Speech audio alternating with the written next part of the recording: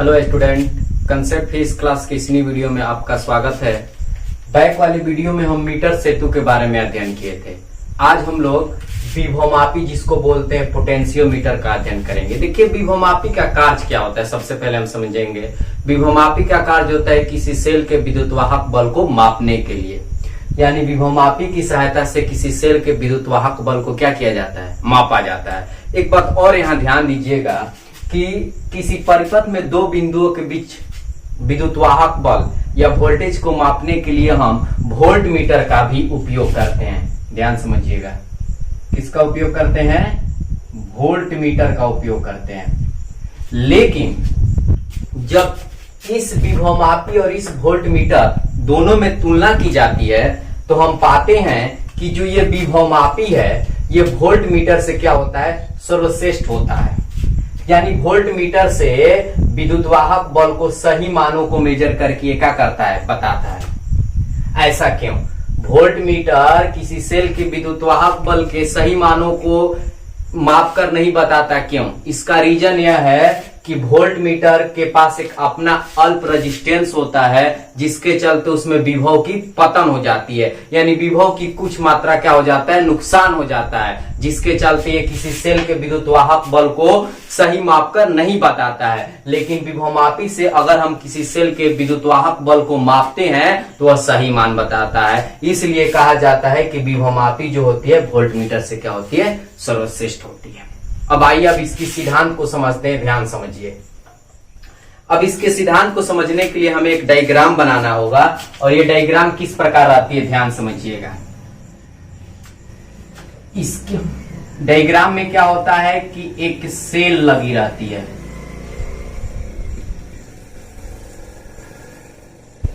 Plus ये minus, यानी इसका जो वोल्टेज है, विद्युतवाहक बल है, थोड़ा अधिक रहता है। अब यहां से क्या करते हैं, यहां एक धारा नियंत्रक लगी रहती है, इसको हम बोलते हैं धारा नियंत्रक। इसको हम क्या बोलते हैं, धारा नियंत्रक। ध्यान समझिएगा, इसको हम बोलते हैं धारा नियंत्रक।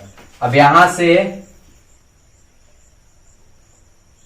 एक इस प्रकार आती है वायर, और यहां आपका लगा रहता है कुंजी। कोई दिक्कत? इसको चालू कर दिया गया है। अब यहां से ध्यान समझिएगा, अब यहां से एक आती है और यहां एक वायर लगा रहता है। इस वायर का नाम हम रख दिए ए, और यहां जो मिलेगा उसको रख दिए सी। ध्यान से देखिए, एसी एक तार है और एक ऐसा तार है जिसका विशिष्ट प्रतिरोध अधिक होता है, यानी ये ऐसा तार होते हैं, ये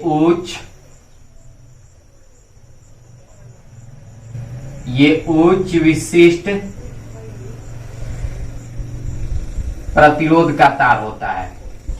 ये किसका तार होता है? उच्च विशिष्ट प्रतिरोध का तार होता है। और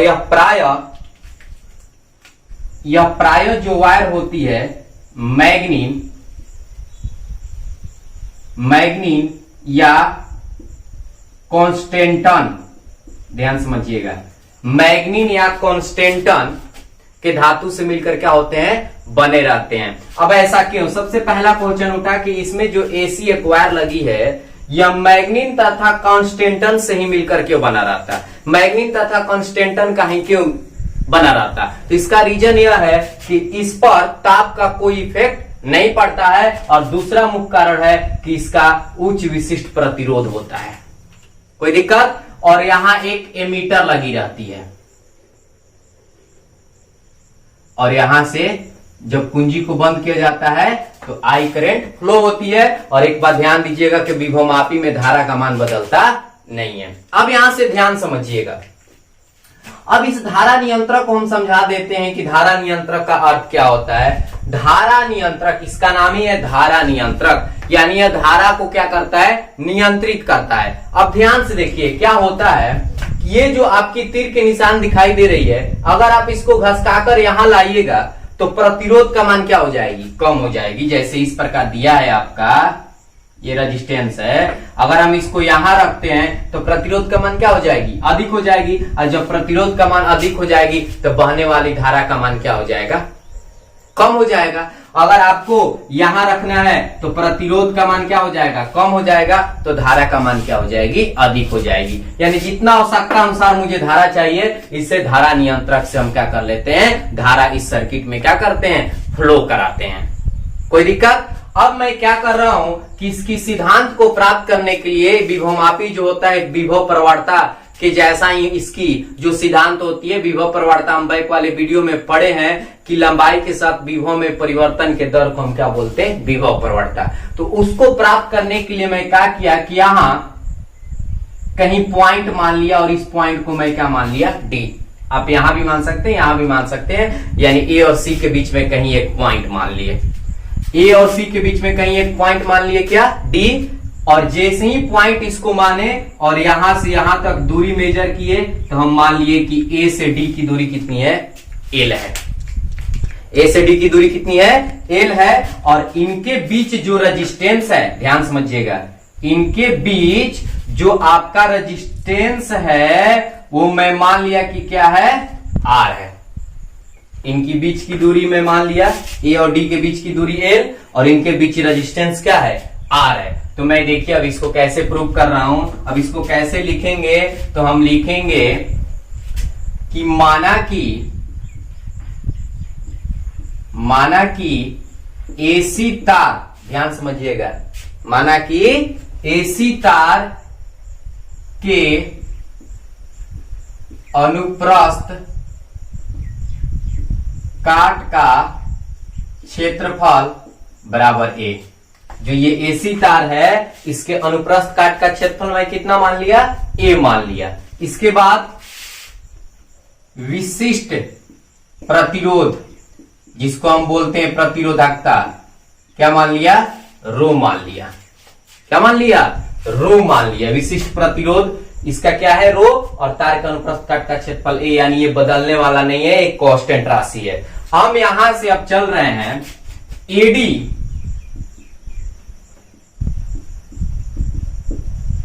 के बीच प्रतिरोध आर बराबर, ध्यान समझिएगा, एडी के बीच प्रतिरोध आर बराबर, जो ए और डी के बीच जो रेजिस्टेंस हम आर माने हैं, इसका सूत्र क्या होगा, तो हमारे पास सूत्र होता है जब लंबाई दिया हो तो रो एल बाटा में एरिया।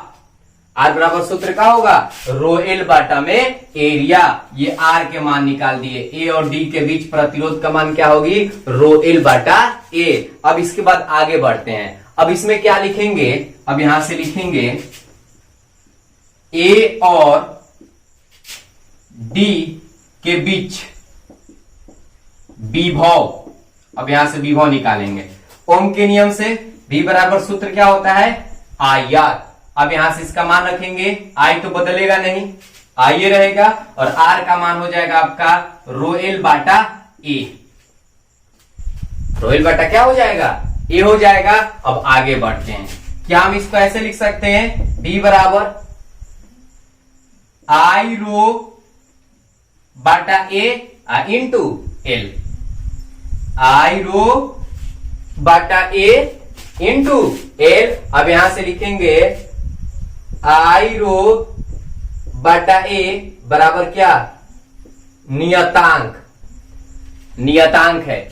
आई रो बाटा ए बराबर मैं क्या मान लिया, नियतांक है, क्योंकि इसका भी मान बदलने वाला नहीं है, इसका भी मान नहीं बदलेगा, इसका भी मान नहीं बदलेगा। और इस नियतांक को हम मैं मान लिया कि किसके बराबर है, कैपिटल ए के बराबर। और इसी कैपिटल ए को हम बोलते हैं विभव प्रवणता।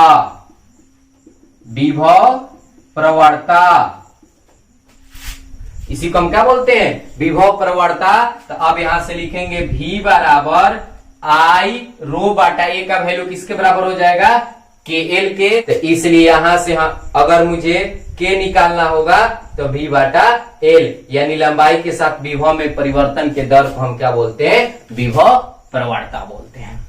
कोई दिक्कत, ये विभव मापी का सिद्धांत है।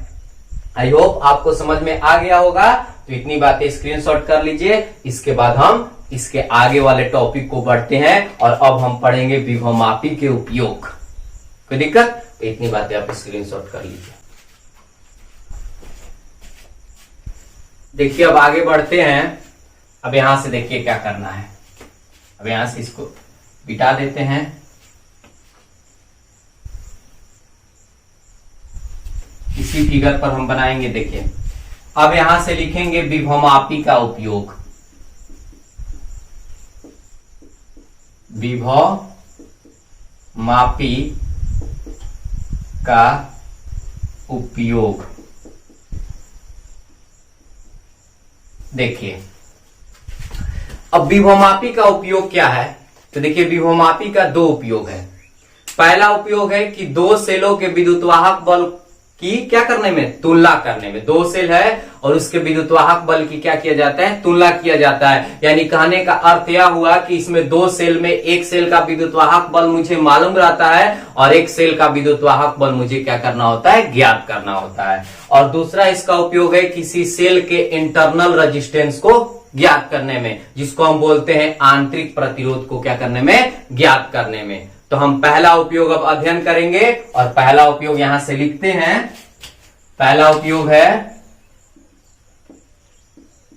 दो सेलों के विद्युतवाहक बल के तुलना करने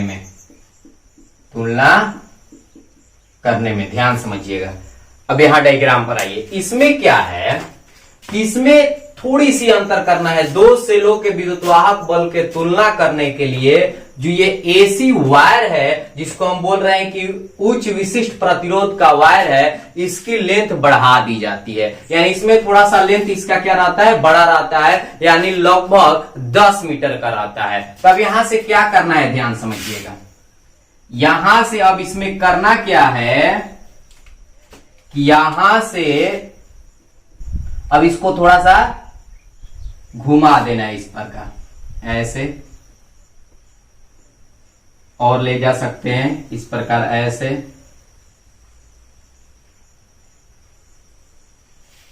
चलिए अब इसको यहां से जोड़ दिए। ये सी हो गया, ये आपका ए हो गया। कोई दिक्कत? अब इसमें क्या करना है कि अब इसमें दो सेलों के विद्युतवाहक बल की तुलना करने के लिए हमें दो सेल लेना होता है। हम दो सेल ले लिए, प्लस माइनस, प्लस माइनस, ध्यान से समझिएगा। और इस सेल का विद्युतवाहक बल हम E1 मान लिए और इस सेल का विद्युतवाहक बल E2 मान लिए, और सबका पॉजिटिव को ले जाकर ए बिंदु पर क्या कर दिए, जोड़ दिए। एक बात और ध्यान दीजिएगा, इसमें ए और सी जो माने हैं पॉइंट, इसमें सेल का जो पॉजिटिव चार्ज है वो हमेशा ए टर्मिनल पर आपको जोड़ना है। कोई दिक्कत? अब यहां से देखिए, यहां से आपको ऐसे जोड़ दिए और यहां से इसका पॉजिटिव इस प्रकार जोड़ दिए। किस पॉइंट पर चला गया, ए पॉइंट पर। अब यहां से एक वायर निकलती है और यहां एक पेच लगे रहते हैं, यहां एक पेच लगे रहते हैं, ध्यान समझिएगा। और इसके बीच में एक पेच लगा रहता है और इस पेच से एक वायर निकलकर एक गैल्वेनोमीटर में क्या रहती है, जुड़ी रहती है। और इस गैल्वेनोमीटर में एक क्या लगा रहता है, जौकी लगा रहता है। क्या लगा रहता है, जौकी लगा रहता है। बैक वाले वीडियो में पढ़े हैं। अब देखिए अब इसमें क्या करना है, दो सेलों को विद्युतवाहक बलों के बीच तुलना करने के लिए सबसे पहले हम क्या करेंगे कि इस गैल्वेनोमीटर को E1 सेल से क्या करेंगे, जोड़ेंगे।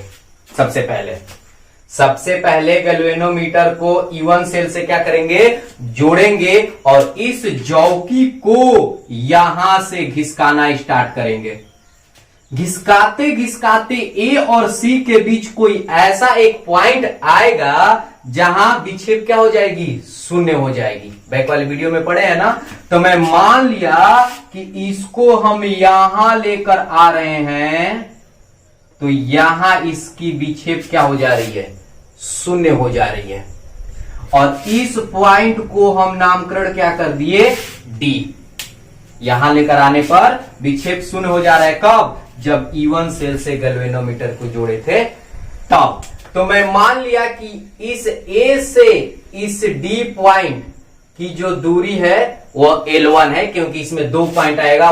इसके जो बैक वाले पड़े थे उसमें हम L ही माने थे, लेकिन यहाँ E2 सेल से भी जोड़ना है, तो एक की लेंथ हम L1 मान रहे हैं और दूसरी की लेंथ हम क्या मान लेंगे, L2 मान लेंगे। कोई दिक्कत? तो ये आपकी L1 हो गई। अब यहां से ध्यान समझिएगा, इनके जो बीच रेजिस्टेंस है, उसको हम क्या मान लिए, R1 मान लिए। इसको लिख भी सकते हैं, चाहे फिगर में हम दिखा दिए कि इनके बीच रेजिस्टेंस हम R1 मान लिए और इसकी लेंथ हम कितना मान लिए, L1 मान लिए। अब यहां से एक और बात उठेगी कि जो ये गैल्वेनोमीटर है, सबसे पहले इसमें धारा कहां से आ रहा है। तो इसको मैं मान लिया कि ये B है। तो देखिए, सबसे पहले गैल्वेनोमीटर में 2 स्थानों से, 2 जगहों से धारा आती है। एक B से A के पास आएगा और एक A से E1 के पास आएगा, और E1 से क्या होगा, गैल्वेनोमीटर में जाएगा। बात समझ रहे हैं? और एक E1 से विद्युत धारा ऐसे जाएगी A के पास, A से D के पास, और D से पुनः गैल्वेनोमीटर में आएगी। कोई दिक्कत? अब यहां 2 सेलों को विद्युत वाहक बल के तुलना करने के लिए हमें किरचॉफ के दूसरे नियम की सहायता लेनी होगी। और किरचॉफ के दूसरा नियम तभी लागू होता है जब हमारे पास कोई बंद पासा हो। हम लोग बैक वाले वीडियो में पढ़े हैं कि किरचॉफ के दूसरे नियम लागू करने के लिए हमें एक बंद पासा बनाना होगा। कोई दिक्कत? तो बंद पासा अब देखिए इसमें कहां से बनेगा। अब यहां से चलेंगे, ध्यान से समझिएगा। बंद पासा E1 सेल से जब गैल्वेनोमीटर को जोड़े हैं, पहला कहानी है, दूसरा कहानी में हम E2 सेल से जोड़ेंगे। तो यहां लिखेंगे बंद पासा, यहां से देखिए A D G E1 A में, क्योंकि हमें जहां से चलना है वहीं समाप्त होना है, तभी बंद पासा बनेगा। बंद पासा बना ना, A D G E1 A में। बंद पासा में किरचॉफ का दूसरा नियम क्या कहता है कि किसी बंद परिपथ के भीतर सेल का जितना विद्युत वाहक बल होता है, रेजिस्टेंस के वोल्टेज की क्या होती है, बराबर होती है। रेजिस्टेंस के वोल्टेज के बराबर होती है। आप ऐसे कह सकते हैं, नहीं तो इसका दूसरा डिफिनेशन होता है कि किसी बंद परिपथ के भीतर कुल वोल्टेज का बीजगणितीय योगफल शून्य के क्या होता है, बराबर होता है। दोनों में से किसी रूल पर हमें क्या करेंगे, बनाएंगे। कोई दिक्कत? तो अब देखिए, हम इसको बनाने के लिए हम वोल्टेज के योगफल क्या करते हैं, शून्य के बराबर करते हैं। तो देखिए इसमें क्या होता है कि किरचॉफ के दूसरे नियम में एक और खास बात होती है जो चिन्ह परिपाटी होता है। बैक वाले वीडियो में पढ़े हैं कि चिन्ह परिपाटी का भी ध्यान आपको देना बहुत जरूरी है। तो देखिए, हमें जाना है A से D की ओर। तो जब हम A से D की ओर जा रहे हैं तो इनके बीच रेजिस्टेंस कैसा लगा है, R1 लगा है। ध्यान समझिएगा, लेट किया है ना कि इनके बीच रेजिस्टेंस कितना है, R1 है। तो आपकी जो करंट है, मैं अभी बताया कि इस गैल्वेनोमीटर में करंट 2 प्रकार से जाती है, 2 प्रकार से क्या होती है, आती है। एक बार जब E1 सेल को जोड़िएगा तो करंट इस प्रकार फ्लो होगी। ध्यान समझिएगा, यहां से A के पास पहुंचेगा, A से D की ओर पहुंचेगा। तो जब A और D के बीच रेजिस्टेंस R1 है और इस R1 पर हमें वोल्टेज निकालना है, ध्यान समझिएगा। तो आपकी करंट इस सेल से इस प्रकार जा रही है, तो जिधर करंट जा रही है उधर तो हम ही जा रहे हैं ना। जिधर करंट जा रही है उधर क्या कर रहे हैं, हम जा रहे हैं। तो जिधर करंट जाती है और उधर ही हम जाते हैं, तो रेजिस्टेंस पर जो ओम के नियम से वोल्टेज प्राप्त होता है उसका मान कैसा लिया जाता है, निगेटिव लिया जाता है। तो अब यहां से इसकी वोल्टेज कितनी हो जाएगी बताइए, तो I करंट और वोल्टेज आपका हो जाएगा R1। मान लेते हैं करंट कितना जा रही है, I जा रही है, तो -I R1। कोई दिक्कत? अब आते हैं D से G के पास, कुछ भी नहीं है। जब G से होते हुए जब A के पास जाएंगे तो G से जब चले तो सेल का कौन सा टर्मिनल मुझे सबसे पहले संपर्क करना होगा, निगेटिव टर्मिनल। तो जब निगेटिव टर्मिनल सबसे पहले संपर्क आता है तो उसके विद्युत वाहक बल को कैसा लिखा जाता है, पॉजिटिव लिखा जाता है। चिन्ह परिपाटी में पढ़े हैं। तो प्लस यहां क्या हो जाएगी, E1 आप बराबर क्या हो जाएगा, शून्य, क्योंकि दोनों वोल्टेज है और दोनों वोल्टेज का बीजगणितीय योगफल किसी बंद परिपथ के भीतर शून्य होता है किरचॉफ के नियम के अनुसार। कोई दिक्कत? अगर मैं इसको ऐसे लिखूं तो ऐसे लिख सकता हूं, E1 बराबर IR1, ये निगेटिव है, इधर आया पॉजिटिव हो गया, कोई दिक्कत। अब यहां से ध्यान समझिएगा, जब विभवमापी के सिद्धांत को समझ रहे थे तो हमारे पास एक सूत्र आया था, V बराबर IR बराबर KL। V बराबर IR बराबर KL, जहां K को हम क्या बोलते थे, विभव प्रवणता बोलते थे, और L यहां और इस पॉइंट के बीच की दूरी थी। तो अब देखिए, जब यहां से और यहां के बीच वहां रेजिस्टेंस, इस पॉइंट और इस पॉइंट के बीच जब रेजिस्टेंस आपका R था, जब आपकी लंबाई L थी, तो सूत्र आया था IR बराबर KL। तो इसी प्रकार अगर हम IR1 का वैल्यू लिखें तो क्या होगा, K, ये तो कांस्टेंट है, बदलेगा नहीं, और इसकी लेंथ हम कितना माने हैं, L1 माने हैं। दिमाग में जा रही है बात। वहां हम रेजिस्टेंस R माने थे, लंबाई L माने थे, तो V बराबर IR बराबर KL हो गया। तो इसी तरह अगर IR1 का मान हम निकालेंगे तो यहाँ KL1 हो जाएगा, क्योंकि इनके बीच की दूरी हम क्या माने हैं, L1 माने हैं, कोई दिक्कत। अब जब IR1 का वैल्यू KL1 के बराबर आ गया तो E1 का मान कितना हो जाएगा, तो E1 का मान हो जाएगा आपका KL1, equation number first. KL1 equation number आपका क्या हो जाएगा, फर्स्ट हो जाएगा। अब क्या करना है कि अब E2 सेल से गैल्वेनोमीटर के क्या करना है, जोड़ना है। अब यहां से हम क्या कर दिए, E2 सेल से गैल्वेनोमीटर को क्या कर दिए, जोड़ दिए। जब E2 सेल से गैल्वेनोमीटर को क्या कर दिए, जोड़ दिए, यानी इसको हम क्या कर दिए, हटा दिए, इसको हम क्या कर दिए, हटा दिए।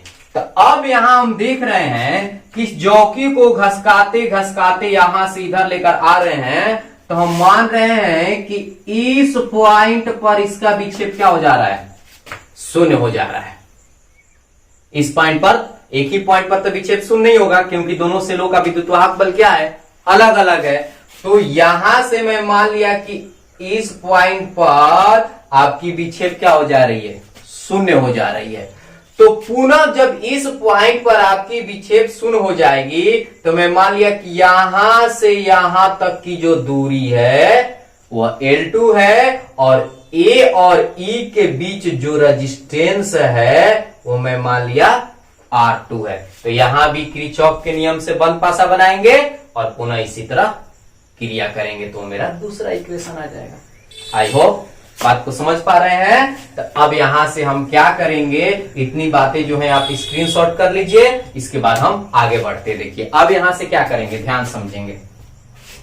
यहां से लिखेंगे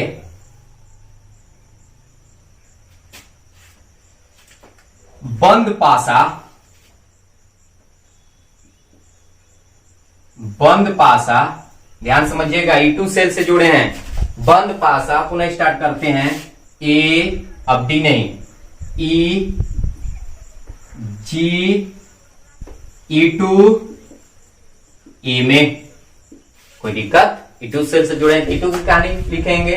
अब यहां से चलें पुनः, तो आपकी रेजिस्टेंस इसके लिए क्या है, R2 है, और इसमें भी आपकी करंट इसी प्रकार फ्लो होगी ना, तो जिधर हम जा रहे हैं उधर करंट भी जा रहा है, तो इस रेजिस्टेंस पर ओम के नियम से जो विभव प्राप्त होगी वो कैसा होगा, निगेटिव होगा। तो यहां से लिखेंगे माइनस IR2, माइनस IR2, अब बराबर क्या होगा, माइनस IR2 बराबर इस सेल का विद्युत्वाहक बल। तो जब इस प्रकार टर्न करते हुए आ रहे हैं तो निगेटिव सबसे पहले मिल रहा है, तो निगेटिव मिलता है तो इसका वैल्यू किस में लिखते हैं, पॉजिटिव में, और दोनों वोल्टेज का योगफल शून्य के क्या हो जाएगा, बराबर हो जाएगा। इसी तरह अब यहां तो कुछ करना ही नहीं है, इसी तरह बना देंगे, ये माइनस इधर गया, जिस प्रकार हम E1 सेल से जोड़कर गैल्वेनोमीटर को बनाए थे उसी तरह इसमें भी बनाना है। अब IR2 हो जाएगा। अब पुनः हम लिखेंगे यहां से सूत्र कि V बराबर IR बराबर क्या आया था, KL, तो इसी तरह यहाँ IR2 बराबर यहाँ क्या हो जाएगी, KL2, क्योंकि इनके और इनके बीच की दूरी कितना माने हैं, L2 माने हैं, कोई दिक्कत। अब यहां से हम क्या कर देंगे, मान को रख देंगे, तो E2 बराबर KL2, कोई दिक्कत। इक्वेशन नंबर 2, अब यहां क्या करेंगे, समीकरण 1 भागा 2 कर देंगे, तो हम किसी एक सेल के विद्युत वाहक बल वहां से क्या कर लेंगे, निकाल लेंगे। तब यहां से लिखेंगे समीकरण 1 भागा 2 करने पर, तो समीकरण 1 में आया था E1 बाटा E2, समीकरण 1 का E1, समीकरण 2 का E2, अब बराबर यहां KL1 और KL2 होगा ना। अब यहां से क्या कर देंगे, K से K को क्या कर देंगे, कैंसिल कर देंगे, तो हमारा सूत्र आ जाएगा E1, ध्यान समझिएगा, E2 बराबर L1 बाटा L2, और इसको मान लेंगे इक्वेशन नंबर 3। से हम विद्युत वाहक बल यानी किसी सेल के विद्युत वाहक बल को हम क्या कर सकते हैं, ज्ञात कर सकते हैं, जब एक सेल के विद्युत वाहक बल मुझे मालूम हो। एक सेल का अगर विद्युत वाहक बल मालूम रहेगा, अगर E1 का मालूम रहेगा तो E2 निकल जाएगी, E2 का मालूम रहेगा तो E1 निकल जाएगा। आई होप तो पहला आपका उपयोग समझ में आ गया होगा कि दो सेलों के विद्युत वाहक बल की तुलना विभवमापी से कैसे की जाती है। कोई दिक्कत? तो नेक्स्ट वाले वीडियो में हम लोग इसका दूसरा उपयोग पढ़ेंगे, और वह इलेक्ट्रिक जो करंट है उसका लास्ट लेक्चर रहेगा। जो इसका दूसरा उपयोग हम पढ़ेंगे वह इलेक्ट्रिक करंट जो हम यूनिट 2 पढ़ रहे हैं, वह विद्युत धारा की लास्ट लेक्चर रहेगी। इसके बाद हम मोस्ट VVI ऑब्जेक्टिव क्वेश्चन का अध्ययन करेंगे, और उसको अध्ययन करने के बाद हम न्यूमेरिकल को बनाएंगे। Thank you.